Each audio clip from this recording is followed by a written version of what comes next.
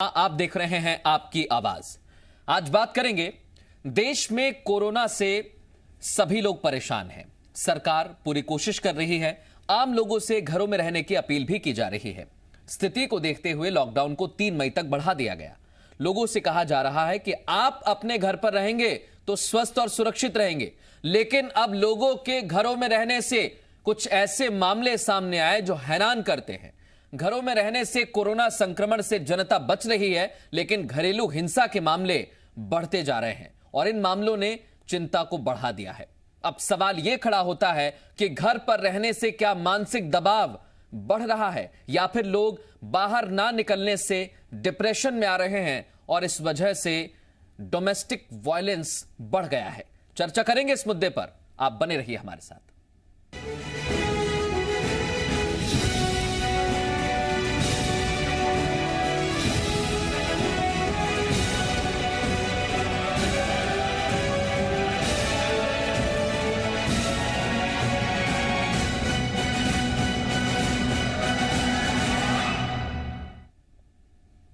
वैश्विक महामारी corona virus के संक्रमण को फैलने से रोकने के लिए मोदी सरकार ने देशव्यापी लॉकडाउन किया है।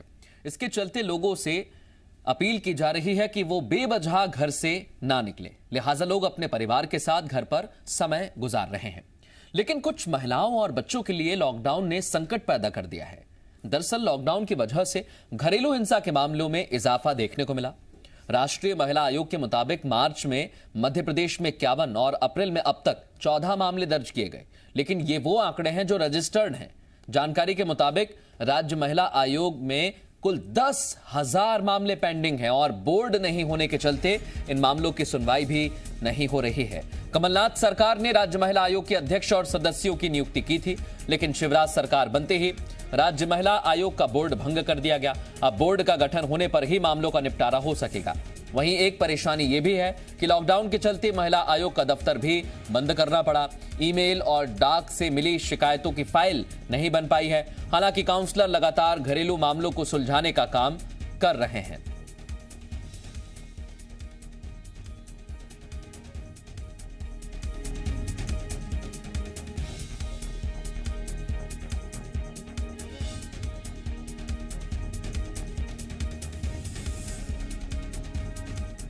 से पहले जाकर यही पूछा था कि यहाँ पर कितने केसेस हैं जो महिला उत्पीड़न से रिलेटेड हैं। तो उन्होंने मुझे जानकारी दी कि 10,000 से ज़्यादा पेंडिंग केसेस हैं। तो उस वक्त जब 10,000 से ज़्यादा पेंडिंग केसेस थे और अब जबकि लॉकडाउन चल रहा है और लॉकडाउन में हमारे पास बहुत ज़्यादा शिकायतें आ रही है और शिकायतें भी ईमेल के थ्रू आ रही है, पत्र के द्वारा आ रही है, डाक के द्वारा आ रही है। और सबसे ज़्यादा यदि केसेस आ रहे हैं तो घरेलू हिंसा के आ रहे हैं, दहेज प्रताड़ना के आ रहे हैं। इंदौर और भोपाल में सबसे ज्यादा केसेस आ रहे हैं। लॉकडाउन पीरियड के दौरान घरेलू हिंसा के शिकार महिलाओं के लिए सीधे राष्ट्रीय महिला आयोग से जुड़ने के लिए एक व्हाट्सएप नंबर जारी किया गया है। महिलाएं जो भी घरेलू हिंसा का शिकार हो रही हैं वो इस व्हाट्सएप नंबर के जरिए राष्ट्रीय महिला आयोग तक पहुंच सकती हैं। मैं चाहूँगी आप सभी इस नंबर का उपयोग करें। 7217735372 ये नंबर राष्ट्रीय महिला आयोग ने विशेषकर घरेलू हिंसा की बढ़ रही शिकायतों को देखते हुए लॉकडाउन पीरियड के दौरान शुरू किया है। तो देखा आपने, ये बताया जा रहा है कि अभी जो मामले हैं उनमें बढ़ोतरी देखी गई है, लेकिन सबसे अहम सवाल यही है कि जो मामले अभी रजिस्टर्ड नहीं हुए हैं उनकी संख्या 10,000 है। क्या वाकई WHO की तरफ से जब महामारी घोषित की गई उसके बाद लगातार कई सारे कंट्रीज ने लॉकडाउन का एक उपाय बताया, आप इससे बच सकते हैं, लेकिन इस उपाय के चलते कुछ ऐसे भी मामले सामने आए जो ये बताते हैं कि लॉकडाउन में घरेलू हिंसा ज्यादा हो गई है, डोमेस्टिक वायलेंस ज्यादा हो गया है और डोमेस्टिक वायलेंस को रोकने के लिए तमाम तरीके से कोशिश की जा रही है। चाहे सेलिब्रिटीज हैं या फिर बड़े बड़े तमाम बिजनेसमैन हैं, उन्होंने भी एक अपील की है कि अगर डोमेस्टिक वायलेंस हो रहा है तो महिलाएं इसके खिलाफ आवाज उठा सकती हैं। मानसिक दबाव पड़ता है, बहुत सारी दिक्कतें होती हैं। कुछ खास मेहमान हमारे साथ जुड़ गए, सीधे उनका रुख करेंगे। डॉक्टर रूमा भट्टाचार्य मनोचिकित्सक इस वक्त हमारे साथ जुड़े हैं। रीता तुलेजी काउंसलर हैं। संगीता शर्मा हमारे साथ जुड़ गई हैं, पूर्व सदस्य हैं MP महिला आयोग की। हर्षिता पांडे भी हमारे साथ जुड़ गई हैं, सदस्य सलाहकार हैं राष्ट्रीय महिला आयोग की। और हरीश दिवेकर एसोसिएट एडिटर जीएमपीसीजी के भी हमारे साथ जुड़ गए हैं, और देवेश मेरे सहयोगी रायपुर से मेरे साथ जुड़ गए हैं। आप सभी का बहुत स्वागत है आपकी आवाज में। और सबसे पहले मैं चर्चा की शुरुआत करना चाहूंगा डॉक्टर रूमा भट्टाचार्य जी आपसे, क्योंकि ये देखा गया है कि लॉकडाउन में स्थितियां ऐसी हो गई हैं, मानसिक स्थिति, क्योंकि आप घर पर ही हैं, उसी वक्त आप काम भी करते हैं, घर पर देखभाल भी करनी है, रेस्ट भी करना है, लेकिन घर पर ही रहना है। क्या ये एक बड़ी वजह है कि थोड़ा सा मानसिक दबाव बढ़ रहा है?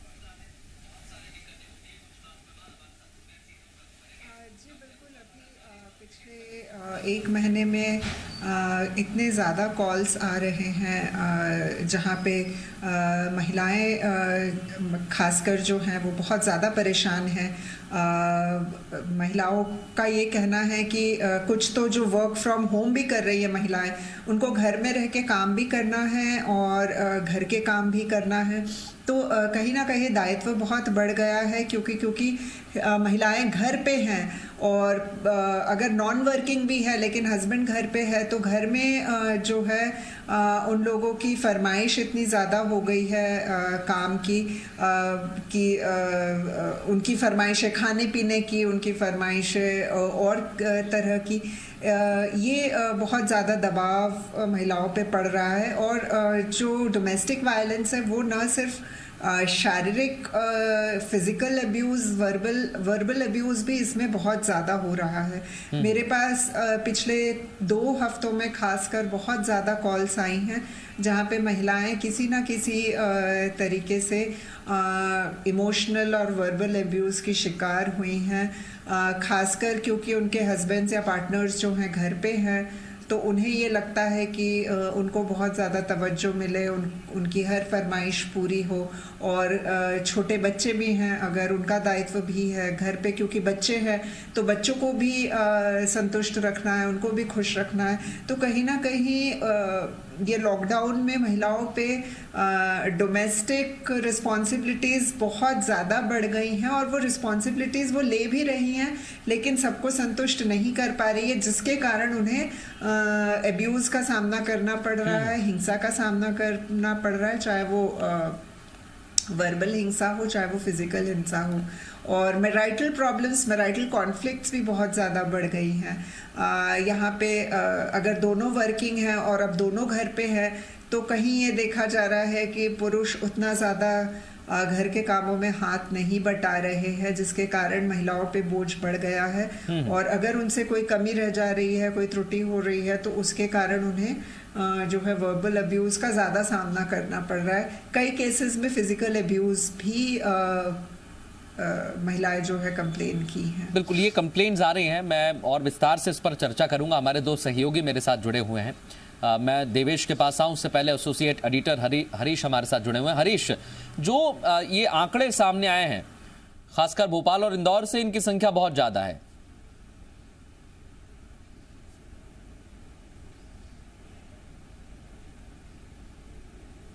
हरीश, आपको मेरी आवाज आ रही है?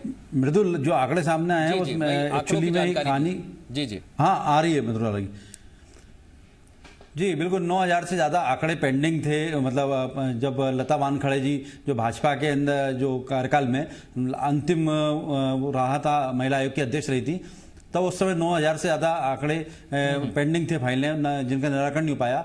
उसके बाद लगातार आयोग का पद खाली रहा, कांग्रेस सरकार बनी, कांग्रेस सरकार में 15 महीने तक लगभग खाली रहा। अंतिम में जब कमलनाथ सरकार जब जाने वाली थी और अस्थिरता की स्थिति में आ गई थी, तब उन्होंने अंतिम में आनन फानन में नियुक्तियां की थी। आयोग बना, आयोग का पूरा बोर्ड बना, और 3 दिन बाद शिवराज सरकार आ गई। 3 दिन बाद उस आयोग बोर्ड को भंग कर दिया गया। कुल मिलाकर आयोग को कोई भी सरकार हो वो चाहती नहीं है कि आयोग बने। उसके पीछे मुख्य कारण होता है कि आयोग, जब पुलिस प्रताड़ना होती है महिला के साथ में, पुलिस में सुनवाई नहीं होती, तब ये केस आयोग में जाते हैं और आयोग उनको फिर अनुशंसा करता है संबंधित पुलिसकर्मी के खिलाफ, संबंधित पुलिस अधिकारी के खिलाफ, उसके खिलाफ भी अनुशंसा करता है, तो सरकार के लिए सिरदर्द बन जाता है। तो सरकार कभी नहीं चाहते कि आयोग पूरी ताकत के साथ काम करें। यही वजह रहे तो भाजपा सरकार में भी बहुत लेट गठन हुआ था महिला आयोग के पूरा बोर्ड का, और यही कांग्रेस सरकार जब 15 महीने तक चली तब आयोग की सुध नहीं आई महिला आयोग की, और अंत में जब सरकार जाने लगी तो उन्होंने अपने लोगों को करने रेबड़ियां बांट दी गई।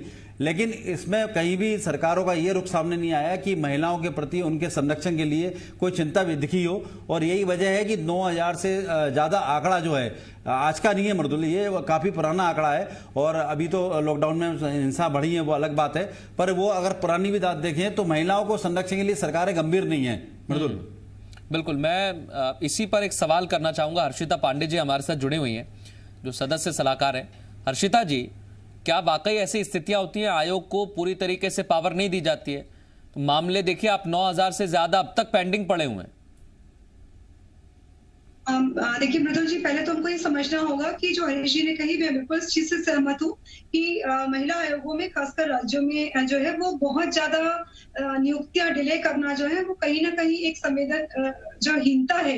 पार्टियों से ऊपर उठ के मैं बात करूंगी कि कभी भी महिला आयोग जो है वो पद इतने लंबे समय तक खाली नहीं रहना चाहिए। दूसरी बात कि पेंडिंग मामलों की अगर हम बात करते हैं तो ये जो महिला आयोगों का गठन हुआ है, यह अनुशासनात्मक जो अधिकार है ये दिए गए हैं। कॉन्स्टिट्यूशनल बॉडीज है, स्टैट्यूटरी बॉडी है, लेकिन अंतिम जो हमारी अनुशंसा जाती है वो यदि पुलिस की कोई कार्रवाई है, आईपीसी लगना है या कोई केस रजिस्टर होना है तो पुलिस को जाएगी, प्रशासनिक यदि कोई मामला है तो वहां जाती है। तो मुझे लगता है कि पावर्स जो है कहीं ना कहीं अधिकारों में वृद्धि जो है वो महिला आयोगों के राष्ट्रीय स्तर पे भी हम लोग इस बात को लगातार कर रहे हैं। अभी जो घरेलू हिंसा की भी अगर हम बात करते हैं तो इतनी ज्यादा पेंडेंसीज रहती है नॉर्मली भी। अभी तो हम ये कह सकते हैं कि कम से कम घरेलू हिंसा जो है वो लॉकडाउन पे बढ़ी है, क्योंकि अभी जिस तरह से मुझसे पहले की जो विशेषज्ञ वो कह रही थी कि घर पे लोग रह रहे हैं, लेकिन घर पे रहने के साथ साथ महिलाओं की जो मल्टीपल रोल रिस्पॉन्सिबिलिटीज है, एक महिला जो काम पे बाहर जाती थी उसके पास डोमेस्टिक हेल्प होती थी, उसके पास कोई खाना बनाने के लिए कोई घर पे महिला आती थी, उसके घर के बाकी कामों को देखने के लिए कोई महिला आती थी। लेकिन लॉकडाउन में ये तमाम उसकी जो हेल्पिंग हैंड है वो आज नहीं है। काम बढ़ गया है, बच्चों की जिस तरह की जीवन शैली है, पति की जिस तरह की जीवन शैली है वो बिल्कुल अलग है। और इतना ज्यादा, चाहे हम मेंटल बात करें, फिजिकल बात करें, इमोशनल बात करें, इतना ज्यादा बर्डन जो है वो महिला के ऊपर है और उसके साथ में इस तरह के अब्यूसेस हो रहे हैं। तो मुझे लगता है कि नॉर्मली भी जो महिलाओं के प्रति होने वाले अपराध हैं उसमें थोड़ा फास्ट ट्रैक करने की आवश्यकता है। हर्षिता जी, गंभीर अपराध में क्यों फास्ट ट्रैक में लेते हैं? मैं एक सवाल इस पर करना चाहता हूं, उसके बाद मैं आगे बढ़ूंगा। आपने कहा कि काम का लोड बहुत ज्यादा बढ़ गया है, लेकिन हम ऐसी जब सोशल मीडिया पर तस्वीरें देखते हैं और आपने भी देखा होगा लॉकडाउन के बाद ऐसे भी संकेत मिले कि अब घर पर रहकर हाथ बटाया जा रहा है और सेलिब्रिटीज भी ये संदेश देने की कोशिश कर रहे हैं। तो ये आंकड़े जब सामने आते हैं तो इसके पीछे की वजह क्या है? क्या वाकई ऐसी स्थिति है या फिर कोई मानसिक प्रेशर है? इसके इतर, जैसा आप बता रही है कि वर्कलोड है, इसके इतर भी कोई वजह हो सकती है? देखिए मृदुल जी, ये आप भी जानते हैं और हम सब सहमत हैं इस चीज से कि कैमरे के सामने की, चाहे वो मोबाइल का कैमरा हो या किसी चैनल मीडिया का कैमरा हो, उसके सामने की जो एक स्टोरी होती है, दृश्य होता है और उसके पीछे का, दोनों में बहुत फर्क होता है।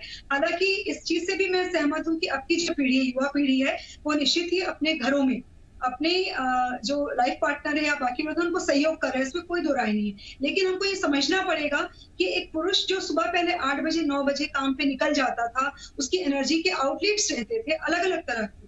आप देख रहे हैं वर्क फ्रॉम होम कितने लोग कर पा रहे हैं, जो या तो आईटी सेक्टर में है या टेक्नोलॉजी से जुड़े हुए वो लोग कर पा रहे हैं। लेकिन आम तौर पे अगर हम देखें तो 60% लोग घरों पे हैं और उनका दिन भर में कोई दिनचर्या नहीं है, कोई आसपास किसी से मिलना नहीं है। तो एक अलग तरह का जो हॉस्टाइल एक एनवायरनमेंट है वो उनके व्यवहार को और ज्यादा हिंसक करता है। जिस तरह से पूरे समय उनको बाहर रहने की आदत है, और महिलाओं की भी, जो मैं आपको बार बार बोल रही हूँ कि बच्चों की अपेक्षा है, जीवन साथी की अपेक्षा है, वो बिल्कुल अलग हुई है। तो महिलाओं के ऊपर में प्रेशर हर तरह का, फिजिकली भी बढ़ा है, काम काज उनके बढ़े हैं, आज बच्चों को कुछ और खाना है, पति को कुछ और खाना है, घर पे सारी व्यवस्था रखनी, और इसके साथ में उसकी अपनी अगर कोई व्यवसायिक उसकी कोई अपनी जवाबदारी अगर कर रही है, ऑफिस से कोई रिलेटेड है, तो मुझे लगता है मल्टीपल प्रेशर जो है वो महिलाओं पे पड़ रहा है। और इसका ये बहुत ज्यादा चुनौती है हर्षिता पांडे जी, क्योंकि आप जैसा बता रही हैं अब चुनौतियां बढ़ गई हैं और ये संयुक्त राष्ट्र भी मान रहा है। कुछ रिपोर्ट्स हमारे पास हैं, उसकी जानकारी भी हम लगातार ग्राफिक्स के जरिए दे रहे हैं। देवेश, क्या ऐसी कुछ स्थिति छत्तीसगढ़ में? देखिए, हमारे यहाँ स्थितियाँ दुर्भाग्यजनक है। अभी जो स्क्रीन पर बैठी हुई हर्षिता पांडे, वो महिला आयोग की अध्यक्ष थी भारतीय जनता पार्टी की सरकार में। सरकार बदली है, 13-14 महीने से अधिक होने को आए हैं, लेकिन अब तक जो नए अध्यक्ष हैं, नए अध्यक्ष जिनको बनना है महिला आयोग की, उनकी नियुक्ति नहीं हो पाई है। नतीजा ये है कि जो शिकायतें हैं उनका निराकरण जिस तरीके से होना चाहिए उस तरीके से निराकरण नहीं हो पा रहा है। राजनीतिक नियुक्ति आमतौर पर होती है महिला आयोग में, बाल आयोग में, बाल संरक्षण आयोग में, इस तरह के जो आयोग होते हैं उनमें राजनीतिक नियुक्तियां होती हैं, लेकिन राजनीतिक नियुक्तियां समय और काल परिस्थितियां देखकर की जाती हैं। लोकसभा चुनाव का इंतजार किया जाता रहा, उसके बाद नगर निगम चुनाव का इंतजार किया जाता रहा और इंतजार इस समय जारी है। और इसी बीच जो हमारे प्रदेश की पूर्व अध्यक्ष थी वो राष्ट्रीय महिला आयोग में उनको पद दे दिया गया। तो एक तरह से जो परिस्थितियां बनी हुई हैं, और सबसे बड़ी बात यह है कि इस समय जो केसेस नजर नहीं आ रहे हैं उसके पीछे बड़ा कारण यह है कि लॉकडाउन में लोग अपने घरों में कैद हैं। उसकी वजह से लोगों के पास प्रचार प्रसार के माध्यम नहीं है कि लोग ठीक तरह से बता सके कि वो घरेलू हिंसा की शिकार हो रही है।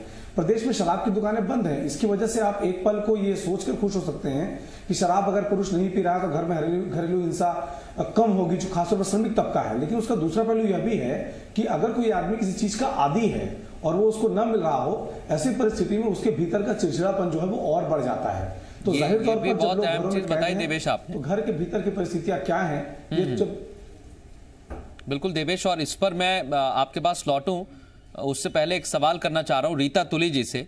रीता जी, हमारे सहयोगी देवेश बता रहे हैं कि कुछ ऐसे केसेस भी हो सकते हैं क्योंकि लॉकडाउन की वजह से सब कुछ बंद है, एक चिड़चिड़ापन, मानसिक स्थिति खराब होना, काम का प्रेशर, घर वालों का प्रेशर, ये बहुत सारी चीजें। आप खुद काउंसलर हैं, आपके पास केसेस सामने आए होंगे इस दौरान।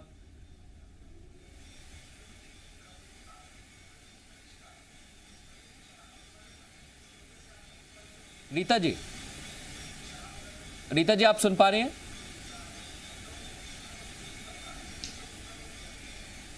रीता तुली जी, आपको मेरी आवाज ठीक तरह से आ रही है?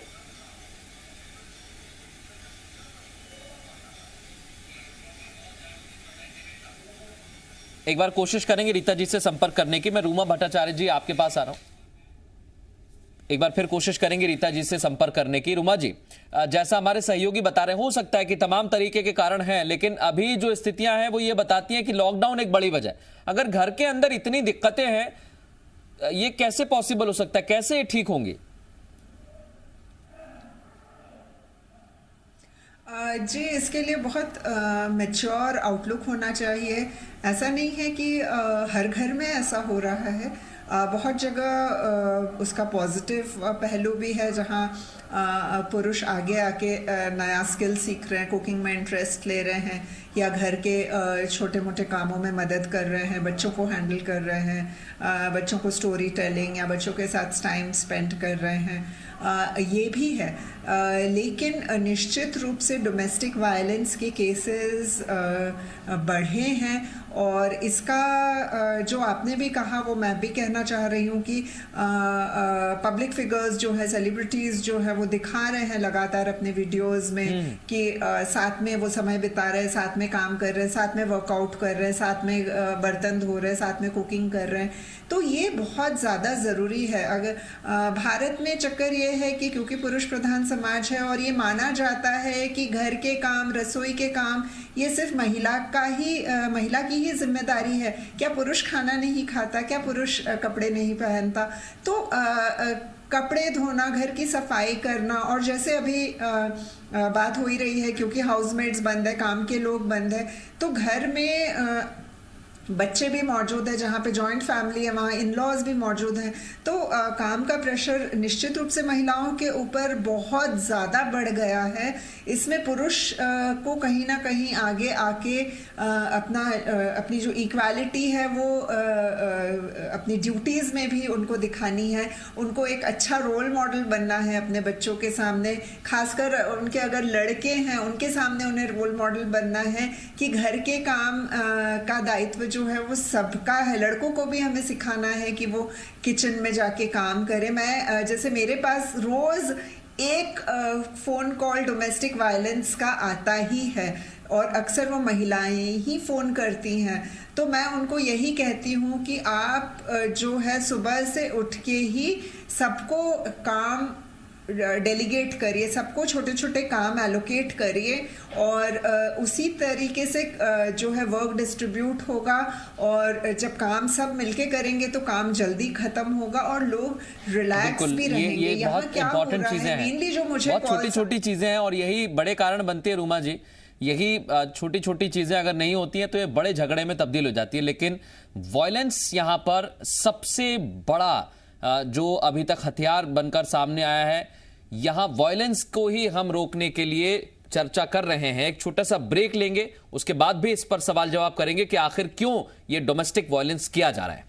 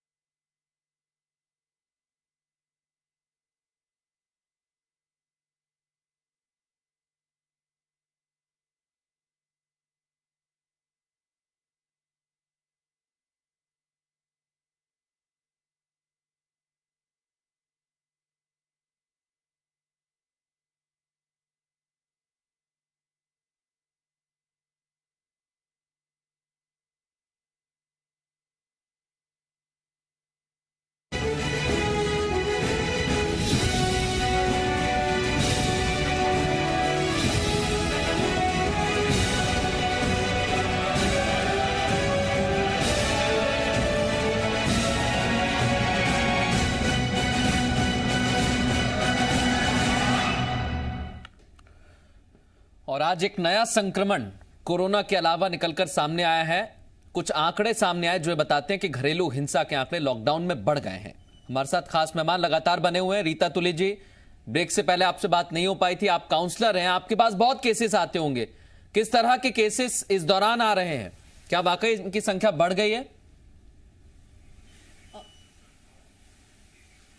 बिल्कुल, आपका कहना ये सही है। जब से ये लॉकडाउन हुआ है समस्याएं और बढ़ती जा रही हैं और मेरे पास फ़ोन आते रहते हैं महिलाओं के। वो इतनी परेशान है, उनका कहना ये है कि पति जो हैं वो एडजस्ट नहीं कर रहे हैं। मतलब उनका इतना गुस्सा बढ़ जाता है कि घर की चीज़ें तोड़ना शुरू कर देते हैं और इधर उधर फेंकना शुरू कर देते हैं चीज़ों को। वो तो समझ में नहीं आता है कि वो घर से बाहर जाएं या हम घर से बाहर चले जाएं। तो ये कोरोना वायरस के बाद से जो लॉकडाउन हुआ है और जहां पति पत्नी दोनों काम करने वाले हैं, जो 24 घंटे में मुश्किल से ही एक दूसरे के सामने आ पाते हैं, अब वो 24 घंटे साथ में हैं। तो आप या तो वो एडजस्ट कर लेंगे या फिर उनकी समस्याएं और ज़्यादा बढ़ती जा रही हैं। तो उनको मुझे फ़ोन पे ही काउंसलिंग करनी पड़ रही है और उनसे मैं यही लगातार उनको यही समझाने का प्रयास कर रही हूँ कि आप ऐसे समय में आपको पेशेंस रखने की ज़रूरत है। आप योगा करें, मेडिटेशन करें और घर में जहाँ तक हो सके शांति बनाने की कोशिश कीजिए, क्योंकि ऐसा मुश्किल की घड़ी है कि जिसमें हम अभी घर से बाहर हम कोई भी नहीं निकल सकते हैं। हमें घर में ही सुरक्षित रहना है। तो ये जो घरेलू वही सवाल है रीता जी, अगर बढ़ेंगे, जैसा आपने तो कहा कि थोड़ी सी कि दिक्कतें हैं। मैं एक छोटी सी जानकारी आपसे चाह रहा हूँ, क्योंकि हमारे सहयोगी हमें बता रहे थे कि कुछ ऐसे भी मामले हैं जो अभी पेंडिंग है, जो अभी पहुंचे ही नहीं है, वो पेंडिंग केसेस हैं, उनकी फाइल ही बनकर तैयार नहीं हुई है। और अगर संख्या इतनी ज्यादा है तो बहुत छोटी छोटी चीजें भी कारण हो सकती हैं। बिल्कुल आपका कहना बिल्कुल आपका कहना सही है कि बहुत सारे केसेस पेंडिंग हैं। हम तो खुद आपको बता रहे हैं कि बहुत सारे हमारे केसेस पेंडिंग हैं। वो फाइनल स्टेज में आने से पहले ही ये लॉकडाउन हो गया, नहीं तो अभी तक वो सारे जो पेंडिंग केसेस चल रहे हैं वो किसी ना किसी निर्णय पे पहुंच चुके होते, लेकिन वो पहुंचने से पहले ही ये बंद होने के कारण वो अपने आखिरी निर्णय तक नहीं पहुंच पाए। अब उनकी मजबूरी है, उनको साथ में रहना ही है। भोपाल से ही नहीं, बहुत लोगों के फ़ोन आते, मेरे पास तो दूसरे राज्यों से भी फ़ोन आते हैं कि हमारी ऐसी परेशानी है, हम क्या करें। तो उनको फ़ोन पे ही हमको काउंसलिंग और एडवाइस देना पड़ता है। बिल्कुल, ये चुनौती है और सवाल यही खड़ा होता है कि वायलेंस किसी भी चीज़ का इलाज नहीं है। ये हम लगातार कह भी रहे हैं कि वायलेंस इसका इलाज नहीं हो सकता। हर्षिता जी, मैं आपसे एक सवाल करना चाहता हूँ, क्योंकि अभी जैसा रीता जी बता रही है कि केसेस बहुत ज्यादा बढ़ गए हैं, उनके पास भी कई जगह से फोन आते हैं। क्या आपको लगता है कि महिला आयोग को इतनी पावर ना देना या फिर केसेस इतनी संख्या में आना ठीक तरह से ये क्लियर नहीं हो पा रहे हैं, या फिर ये ठीक तरह से प्रकाश में नहीं आ पा रहे हैं? क्या कारण हो सकते हैं मेन? बिल्कुल मृदुल जी, आपने जो विषय रखा ये दो अलग अलग विषय है। पहली चीज तो महिला आयोगों के अधिकारों का है। लगातार से एक लंबी समय से बहस चल रही है कि राष्ट्रीय और राज्य महिला आयोग के अधिकारों का विस्तार बहुत आवश्यक है, क्योंकि सिर्फ हम रिकमेंडेटरी बॉडी बन के अनुशासनात्मक कार्रवाई करने के लिए हैं तब तो कोई मतलब नहीं है। एक ऐसा जो है विष और जो है दंतहीन सर्प बनाने का कोई मतलब नहीं है। सिर्फ कहने के लिए आयोगों को रखने से बेहतर होगा कि हम इनको अधिकार संपन्न करें, पहली बात। दूसरी बात, जहां तक केसेस को लेकर हम बात करते हैं तो देखिए, भारत में मौन संस्कृति रही है। महिलाएं बहुत अधिक, जब तक नहीं हो जाती बातें, घर की बातें घर में रखना, परिवार में रखना, ये संस्कार का हिस्सा रहा है। लेकिन आज की महिला जो है वो अपने अधिकारों के प्रति सजग हुई है, ये भी सही बात है। हम इसको क्योंकि राज्य महिला आयोग का एक छोटा सा अनुभव मेरे पास है, सदस्य रही, मैं अध्यक्ष रही, अभी राष्ट्रीय महिला आयोग में हूँ। मुझे लगता है कि अगर मामले रजिस्टर्ड हो रहे हैं तो इसको हम इस तरह से भी पॉजिटिव तरीके से देखते हैं कि महिलाएं अब मुखर हो रही हैं, अपने प्रति होने वाले अपराध, हिंसा के खिलाफ वो खड़े होने की क्षमता उनमें आ रही है। तो मैं इसको इस तरह से लूंगी और मुझे लगता है कि यही एक कारण है कि राष्ट्रीय महिला आयोग की जो हमारी अध्यक्ष है रेखा शर्मा जी ने एक पहल की। हर्षिता जी, एक मेरा छोटा सवाल है यहाँ पर। हर्षिता जी, क्योंकि आप देखिए न्यूली मैरिड अगर कपल हैं और उनकी अगर स्थितियां थोड़ी सी खराब हो जाती हैं तो वो तुरंत पहुंच जाते हैं। आप सोचिए, थोड़ी सी भी बातचीत हुई, या वायलेंस होता है तो वो पहुंचते हैं, लेकिन पहली मर्तबा पहली स्टेज जो रहती है वो पुलिस की रहती है। पुलिस कहती है कि नहीं, आपको थोड़ा वक्त और देना चाहिए, थोड़ा सा आप समझिए एक दूसरे को। पहले काउंसलिंग की जाती है, लेकिन काउंसलिंग के बाद भी स्थितियां ठीक नहीं होती। ये इतना लंबा प्रोसेस क्यों है, ये भी तो एक सवाल है लोगों के मन में। हाँ, बिल्कुल आप सही कह रहे हैं, लेकिन जैसा मैंने पहले ही कहा कि चाहे हम पुलिस की बात करें या महिला आयोगों की बात करें, देखिए हमारे देश में शादी जो है उसको एक इंस्टीट्यूट, एक संस्था के रूप में देखा जाता है। तो दो अलहदा लोग एक बिल्कुल डिफरेंट कल्चर से, डिफरेंट उनकी अपब्रिंगिंग है, और साथ में देखिए महिलाएं अब पहली वाली स्थिति नहीं है। हमारी आपकी माताएं या हमारी आपकी दादियां जिस संस्कृति में पली बढ़ी थी, और अब जो है हम अपना एक भूमिका देखते हैं, हम अपनी एक पहचान देखते हैं। तो यदि कोई ऐसी बात लगती है तो अपने अधिकारों के प्रति मुखर होना चाहिए, लेकिन शादी को मौका भी मिलना चाहिए। इसको लेके ही चाहे हम पुलिस की बात करें, आयोगों की बात करें, काउंसलिंग की अपनी भूमिका है, क्योंकि अभी भी परिवारों में उस तरह का एक खुला माहौल नहीं है कि शादी को लेकर काउंसलिंग जो है वो परिवारों में हो, ना ही ये हमारी शिक्षा का हिस्सा है। आप देखिए कहीं पे भी यूनिवर्सिटीज में, कॉलेजेस में जो है वो प्री मैरिज काउंसलिंग जो है हमारे यहाँ वो एक परमानेंट सिस्टम नहीं है, जिसकी शुरुआत महिला आयोगों ने कई स्टेट पे की है। मैं मध्य प्रदेश का भी लता जी से भी परिचित हूँ। लता वानखेड़े जी जब वहाँ अध्यक्ष रही हैं तो उन्होंने भी, हम लोगों ने छत्तीसगढ़ में भी शुरू किया था कि कॉलेजेस में, यूनिवर्सिटीज में यूथ के साथ में मैरिज, प्री मैरिज काउंसलिंग को लेकर बातचीत करना। तो मुझे लगता है इन सब जो है वो प्रयोगों की और इनोवेशंस की भी आवश्यकता है कि आज के युवा की जो एक परंपरागत भूमिका रही है उससे हम अलग, उसकी जो जरूरतें हैं इसके हिसाब से भी कानूनों को, सिस्टम को बदलें, तो मुझे लगता है कि ज्यादा प्रभावी रह पाएगा। और परिवार और विवाह जैसे संस्थान जो है वो एक गरिमा के साथ। कुछ और भी बातें हैं, जैसा अभी हर्षिता जी आपने कहा, मैं लौट रहा हूं आपके पास, हरीश से जानकारी ले लेता हूं मैं।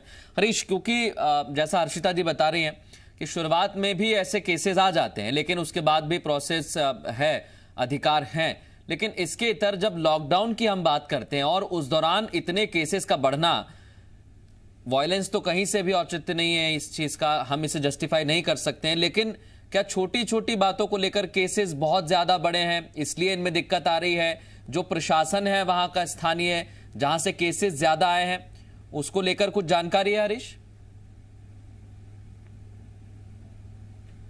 बिल्कुल मृदुल, बताना चाहेंगे कि जैसा कि अभी काउंसलर्स ने बताया और मनोचिकित्सक ने भी बताया कि पेशेंस की कमी आ रही है, तो उसको लेकर ये मामले अब लॉकडाउन में ज़्यादा बढ़ गए बहुत तेजी से। और जो लेयर होती है, जिसको पहली लेयर जैसा अभी आपने बताया कि थाने के अंदर बात हो या फिर महिला आयोग बात हो, अभी लॉकडाउन के अंदर ना तो थाने के अंदर पर्याप्त काउंसलर्स की बात हो पा रही है, ना महिला आयोग में इस समय लॉकडाउन के अंदर बंद पड़ा है, ना वहां सुनवाई हो पा रही। ईमेल के ऊपर, डाक के ऊपर बहुत सारी शिकायतें पहुंची हैं।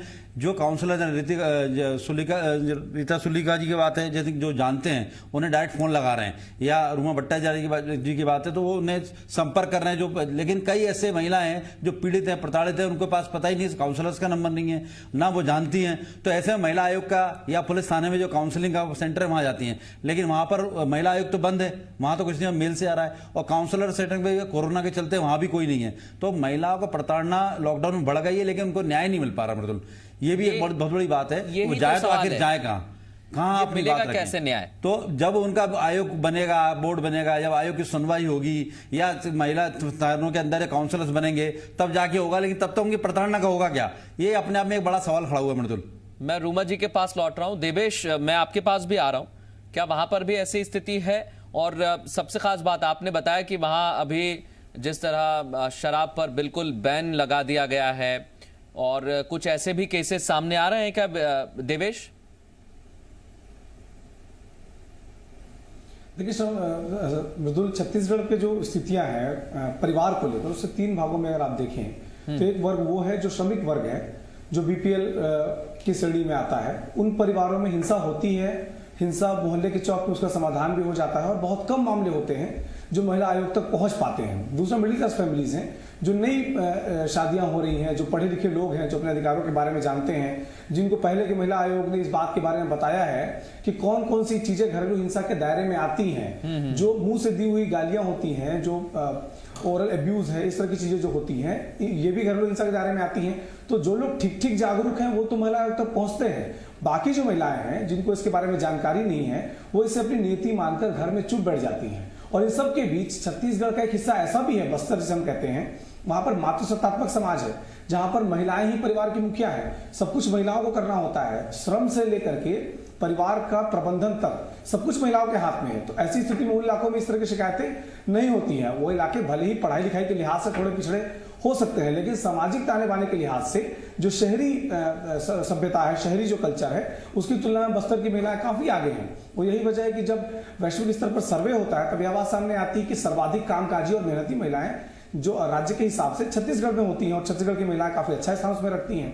तो 3 तरह की चीजें हैं। तो जो एलिट क्लास फैमिलीज हैं, उनके घरों की जो महिलाएं हैं जिनको अपने अधिकारों के बारे में ठीक ठीक पता है, केवल वही ऐसी हैं जो मिडिल क्लास फैमिली की पढ़ी लिखी महिलाएं हैं, केवल वही ऐसी हैं जो जानती हैं कि उनके साथ हिंसा हो रही है। भले ही वह शारीरिक हिंसा ना हो, लेकिन उनको मानसिक तौर पर या कोई भी ऐसी चीज जिससे परिवार के माध्यम से, अपने लाइफ पार्टनर के माध्यम से प्रताड़ना हो रही है, तो उस बात को महिला आयोग के सामने रख पाती हैं। वो एक छोटी सी बात भी हो सकती है और बहुत बड़ी बात भी हो सकती है, लेकिन महिला आयोग के पास क्या उतने संसाधन है जिसके जरिए वो ये सुनिश्चित कर पाए कि जो लोग सामने आ रहे हैं उनके साथ न्याय ठीक ठीक किया जा रहा है। हमने देखा है कि महिला आयोग जब काउंसलिंग करता है तो कतारें काफी लंबी हो जाती हैं। कई बार जो अलग जिलों में सर्किट हाउस में जब काउंसलिंग होती है तो सुबह की काउंसलिंग शुरू हुए शाम तक हो जाता है, लेकिन उसके बावजूद जो पूरे केसेस हैं उनका समाधान नहीं हो पाता है। बाद में यही मामले कुटुंब न्यायालय जाते हैं और न्यायालय में जो प्रेशर है वो बढ़ता चला जाता है और अंतिम समाधान जो है वो नहीं मिल पाता है। मैं देवेश आपकी बात को लेकर एक रूमा जी से सवाल करना चाहता हूं। और रूमा जी, जैसा हमारे सहयोगी देवेश बता रहे हैं कि भले ही दूरस्थ इलाके हैं लेकिन वहां पर महिलाएं ही बहुत ज्यादा काम करती हैं, चाहे वो घर संभालना हो या फिर श्रम का कार्य हो। और ये जब हम देखते हैं कि संयुक्त राष्ट्र कहता है ये सिर्फ भारत की बात नहीं है, मध्य प्रदेश छत्तीसगढ़ की बात नहीं, पूरे विश्व भर में ऐसे मामले बढ़े हैं। क्या कोई स्थिति है, मानसिक स्थिति वाकई ऐसी कि आप जब घर में ज्यादा रहने लगते हैं तो आपकी लड़ाई होने लगती है?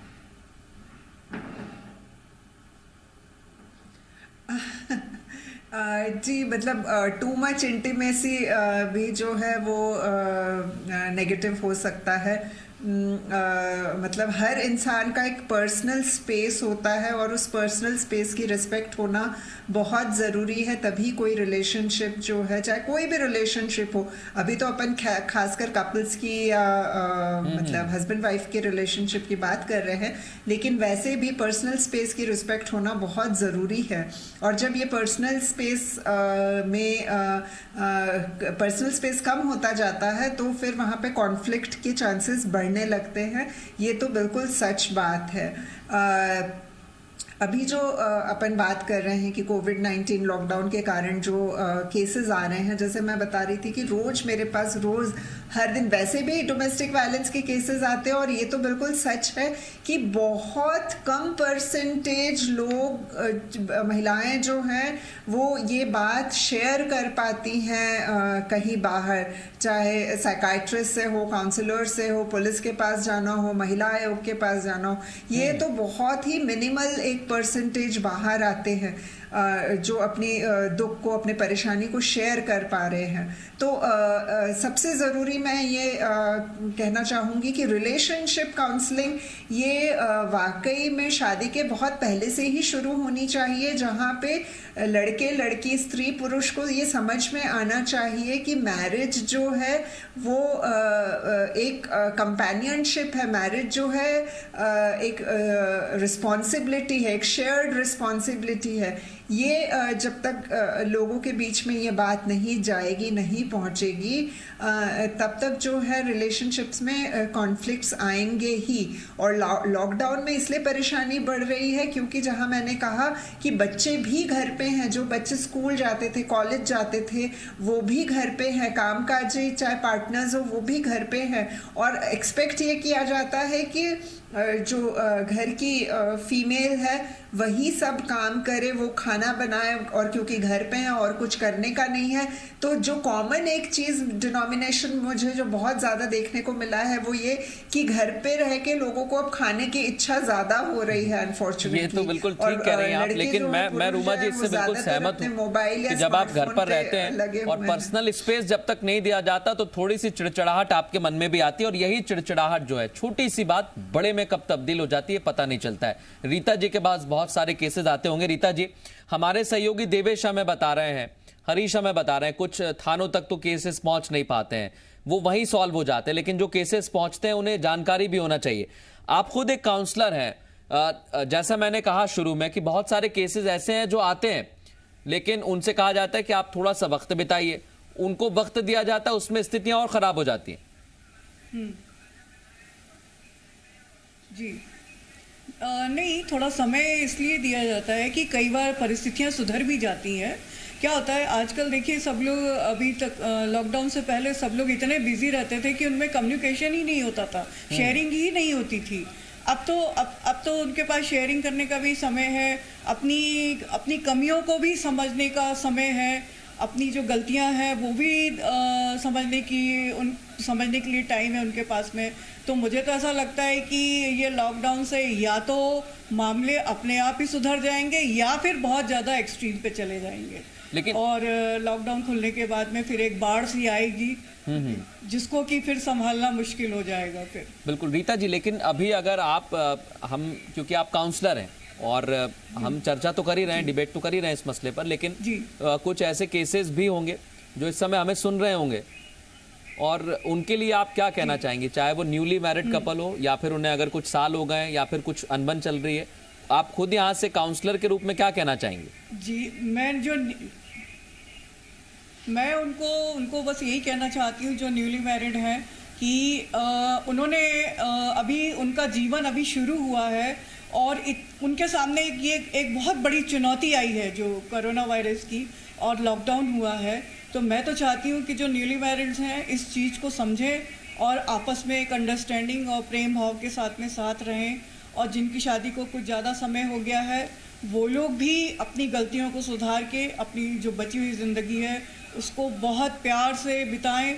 और आपको मैं बताऊं, बुज़ुर्गों के भी मेरे पास फ़ोन आ रहे हैं, वो कह रहे हैं कि हमने ऐसा समय कभी नहीं देखा और अभी हमें तो समझ में ही नहीं आ रहा है कि हम क्या करें, हमें कैसे रहना चाहिए। तब उनके साथ मैं पूरी काउंसलिंग कर रही हूँ, उनको मैं बता रही हूँ कि आप लोग अपना एक रूटीन बना के अच्छे से थोड़ा सा योगा कीजिए, थोड़ा सा ठंडी हवा में मॉर्निंग में वॉक कीजिए, आपको अच्छा लगेगा, आपको मेडिटेशन कीजिए, रिलीजियस बुक पढ़िए, और आजकल फिर से जो रामायण और महाभारत सीरियल जो शुरू हुई है वो देख के टाइम पास कीजिए, अच्छी मूवीज़ देखिए, मतलब आप खुश होकर रहिए, दिमाग को आप साफ रखिए। तो आप छोटी छोटी बातों को लेकर भी इतना लोड नहीं, बिल्कुल इतनी कोशिश नहीं करेंगे, इतना झगड़ा नहीं होगा। मैं एक हर्षिता जी, बहुत अहम सवाल आपसे करना चाहता हूँ, मैं रूमा जी से भी इस पर एक छोटा कमेंट लूंगा।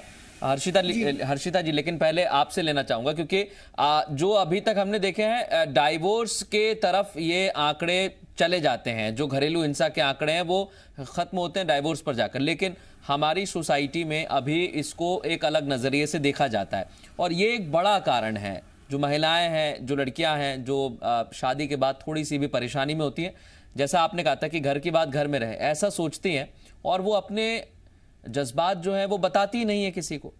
तो हम उनको क्या कहें, क्योंकि आप खुद सलाहकार भी हैं, महिला आयोग की तरफ से आप उनको क्या कहना चाहेंगे जो बता ही नहीं पाती हैं? मैं इतना ही कहूंगी कि अपने खिलाफ होने वाले किसी भी तरह के मौखिक, मानसिक और शारीरिक शोषण के विरुद्ध में खड़ा होना चाहिए, और एक असफल शादी को निभाने से बेहतर है कि हम जो है वो आगे लाइफ में मूव ऑन करें। ये बहुत जरूरी है, समाज का नजरिया पहले से बदला है। मैं एक चीज और ऐड करूंगी, देवेश जी ने जो अभी बात की कि वाकई हम जितनी बातें कर रहे हैं ये शहरी परिवेश की महिलाओं के लिए ज्यादा है, तो मुझे लगता है कि सिर्फ बस्तर की नहीं, भारत में बहुत से ऐसे क्षेत्र हैं जहां ग्रामीण हैं और वहां महिलाएं अपनी नियति मान लेती हैं। मैं जी को भी बधाई देना चाहूंगी कि आज एक आपकी पहल पे घरेलू हिंसा को लेकर इतना जो है एक लाइव डिस्कशन इस पे हुआ है, तो कहीं ना कहीं पंचायतों पे, ग्राम स्तर पे इस विषय को लेने की बहुत आवश्यकता है, क्योंकि जब तक महिलाओं को पता ही नहीं है कि कौन से चीज की जो है उनको अधिकार दिए गए हैं संविधान के द्वारा, कानून के द्वारा, विधि के द्वारा, घरेलू हिंसा क्या है इसकी समझ ही नहीं है।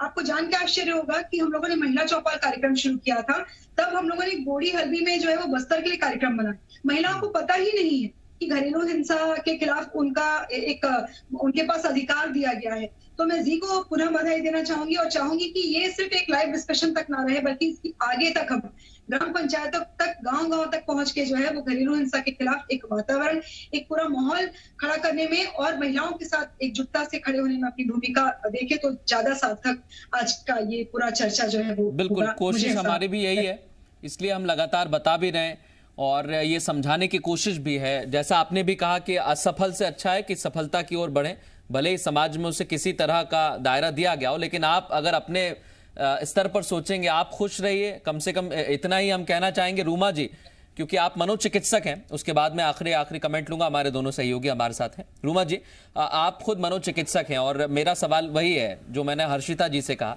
एक सोसाइटी में डाइवोर्स को लेकर भी बहुत अलग तरीके की धारणाएं हैं, लेकिन कुछ महिलाएं होती हैं वो अपनी परेशानी को दबा लेती हैं, जीवन भर उनका खराब हो जाता है लेकिन सोचती बिल्कुल नहीं है। हम उनको क्या संदेश दे सकते हैं कि वो डरे ना, बिल्कुल भी ऐसा सोचे ना, और ये कभी कभी मानसिक बीमारी में भी तब्दील हो जाता है। बहुत मतलब जी, ये बहुत ही इम्पोर्टेंट चीज़ है और मेरा ये मानना है कि हमारी सोसाइटी को एक नए तरीके से जो है अपने बच्चों की परवरिश करनी है, क्योंकि मामले हम लोग हमेशा कोई परेशानी आ जाती है, सिर पे खड़ी हो जाती है, उसके बाद उसके उपाय ढूंढने लगते हैं, तब काउंसलिंग की बात करते हैं, तब डिवोर्स थाने पे जाने की बात करते हैं। मैं क्योंकि मतलब मेंटल हेल्थ प्रोफेशनल हूँ, तो मुझे ये लगता है कि सोसाइटी में शुरू से ही बच्चे बच्चियों को जब तक हम इक्वालिटी से के साथ उनकी परवरिश नहीं करेंगे, जहाँ पे हम घर के अंदर ही भेदभाव करने लगते हैं कि लड़की है तो चाय बनाएगी, लड़की है तो जो है घर के काम करेगी, लड़का चाहे कितने भी बजे घर को आए उसे टोका नहीं जाएगा। तो बहुत छोटी छोटी चीज़ें हैं जो बहुत शुरू से जिसका समाधान होना चाहिए। तो मुझे ये लगता है कि जब तक लड़कियां ये नहीं समझेंगी कि घर चलाने की जिम्मेदारी लड़के लड़की दोनों की है, जब तक लड़का ये नहीं समझेगा तब तक आगे चल के भी परेशानियां आएंगी। और ये भी बहुत ज़रूरी है क्योंकि आज घर में बच्चा भी देखता है, बच्ची भी देखती है कि उसके माँ के साथ अभद्र व्यवहार हो रहा है, सास ससुर कुछ भी ताने दे रहे हैं, या हस्बैंड जो है वो उसे इंसल्ट कर रहा है। तो लड़कियां ये सोच के ही बड़ी होती हैं कि यही नॉर्मल है, और लड़कों को भी ये लगता है कि फ्रस्ट्रेशन हुआ तो वो अपनी बहन के ऊपर उतार सकता है, वो अपनी वाइफ के ऊपर उतार सकता है, वो अपनी माँ के ऊपर उतार सकता है। तो इस चीज़ को जब तक हम इसको एकदम बड से नहीं इसको रोकथाम करेंगे तब तक इसका हल नहीं हो सकता है। तो मुझे लगता है इक्वालिटी घर के अंदर से शुरू होगी, तभी जो है स्त्री और पुरुष, बच्चे स्त्री पुरुष होते होते उन्हें वो equal responsibilities, equal duties, equal prospects और इक्वल अपॉर्चुनिटीज की जानकारी होगी, और तभी वो एक स्वस्थ कपल बन के सामने आएंगे। इसका कोई शॉर्ट टर्म सोल्यूशन नहीं है। तो मैं सारे दर्शकों को यही कहना चाहती हूँ जी टीवी के माध्यम से कि आप अपने आसपास के ही लोगों में जब तक आप सेल्फ रेस्पेक्ट और दूसरों को रेस्पेक्ट करना नहीं सीखेंगे, तब तक मैरिटल कॉन्फ्लिक्ट्स होंगी, तब तक डोमेस्टिक वायलेंस होगा, तब तक बिल्कुल कमेंट में दोनों सहयोगियों से ले लेता हूं मैं रूमा जी। वाकई ये कोशिश होनी भी चाहिए सभी की कि इस तरह से महिलाओं को ना दबाया जाए, और ज़रूरत भी नहीं है इसकी। हम सभी को घर से भी अच्छी शिक्षा देनी होगी, हम सभी बच्चों को भी जो हमारे घर पे मौजूद है, जो इस वक्त हमें सुन भी रहे होंगे। देवेश और हरीश, सबसे पहले आप, क्योंकि लगातार आंकड़े बढ़ रहे हैं, भोपाल और इंदौर में तो लगभग ये आंकड़ा 20 से भी ऊपर पहुंच गया।